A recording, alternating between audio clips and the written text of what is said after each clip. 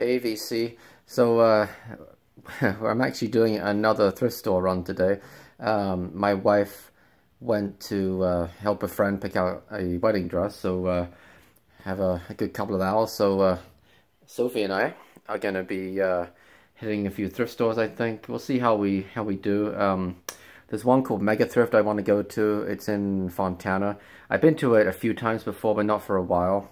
The prices are wildly inconsistent. I found the prices were great for like cassettes and 8-tracks, and also really good for CDs. The prices though bordered on acceptable to outrageous for vinyls. So we'll see. But last time I was in there, they had a sale on. They were getting rid of all of the cassettes and 8-tracks. Whether that was just to clear out stock or whether they are literally not going to sell them anymore, I don't know. Which surprised me a little bit for the cassettes because, not to the same extent as vinyl, of course, but they have made a little bit of a comeback. So anyway, we're going to go check those out, Sophie and I. Aren't we, Sophie? Yeah. And we'll see what we can find. Alright, so I actually ended up going to the Mad Platter record store instead. It was going to take 30 minutes to get to the Mega Thrift, even though it's only 9 miles away, but go figure. And, yeah, I just thought, you know what, let's, 30 minutes there, 30 minutes back, let's just go to Mad Platter. Mad Platter's only 15 minutes away from where I live, so, I did, get some items, spent a bit more than I intended to, well, about $30 in total. So first off, Pink Floyd Pulse CD. This is an original CD. It has the LED. Of course, the LED is no longer working, but I might try to resurrect it, but I don't really mind that much. This has been re-released since this original pressing. They did a version without the LED that's in a little bit more of a slimline case. But yeah, $15 is about the going rate for this. It's pretty reasonable. I've wanted this for a while. There's no way I'm getting it on vinyl. I mean, if you want to get it on vinyl, you're looking at dropping at least $300. But you could easily drop $400 or $500 on it. I mean, easily. It goes for a lot of money. I did get some records as well. First up is the 12-inch single of Hazel Dean's Wherever I Go. I'm sorry. 12-inch single of Who's Leaving Who, but it does have Whatever I Do, Wherever I Go on here as well. Which, I do have the 7-inch single of Whatever I Do, but I do not have Who's Leaving Who. So, classic Stock Aitken Waterman track. $2. Can't go wrong.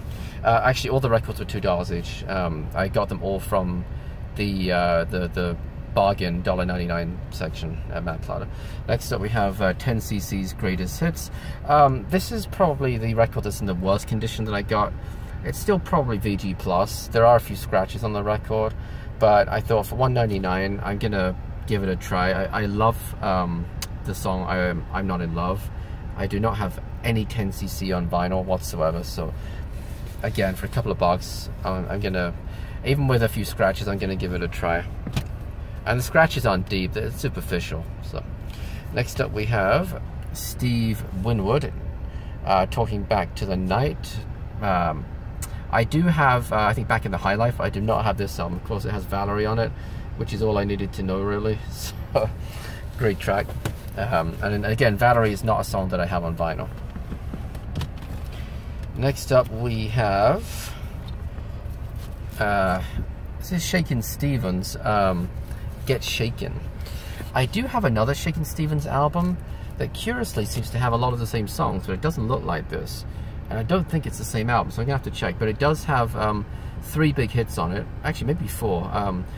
This Old House, You Drive Me Crazy, Marie Marie, and I think Hot Dog was a hit as well in the UK. And you know what? It's still got Shrink on it. It's still got the hype sticker on it. So for $2, and it's in great condition too. Whereas the one I already have is just so-so. So I'm gonna compare the 2 records, and maybe I'll end up just getting rid of the one that I already have. Next up we have the Best of Peter and Gordon. This was in fantastic shape. It is a reissue. In fact, it even says, if you look in the top corner, it says a Capitol reissue. It's on the green Capitol label from the 70s, I think it is. But it's got A World Without Love on it. Well, I guess that's the only track that I know, but hey, that's okay. Of course, Peter was Peter Asher. That was Jane Asher's brother, I believe. And so Paul McCartney did write some of the tracks.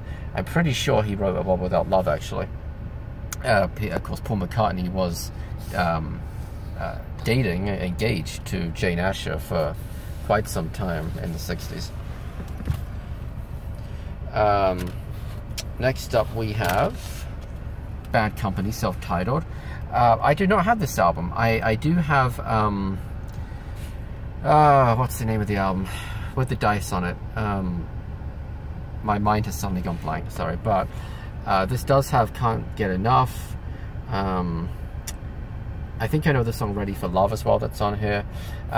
Very slight seam split, but actually the seam split is just where the glues come off a little bit.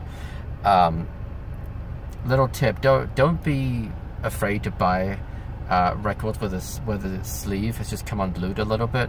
You put a bit of wood glue on it and it's as good as new. That's what I do with them. And the record's in really nice condition. It's probably, you know, very solid VG+. The record's probably even, I would go so far as to say, borderline excellent. And then finally, Debbie Gibson, Out of the Blue. This is an upgrade copy. I already have this album, but the copy that I have is not in particularly great condition. It has some water damage and what could be mold in a few little places. This interestingly has an import sticker on it, and just looking at it, it looks like it's a Canadian pressing, but it's still sealed, never been opened. So for $2, you know, it's got let's see, Foolish Beat, Only in My Dreams, Shake Your Love, and I think Out of the Blue, the title track, was a hit as well. So yeah, $2, still sealed, absolutely. It's from the 80s, I gotta have it. Let's see, I almost bought a 12-inch single of Snap the Power, and I kind of regret it. I kind of probably should have bought that.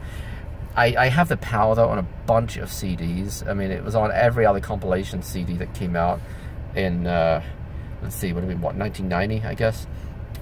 I have it on at least 3 CDs. I wouldn't be surprised if it's 4 or 5 actually.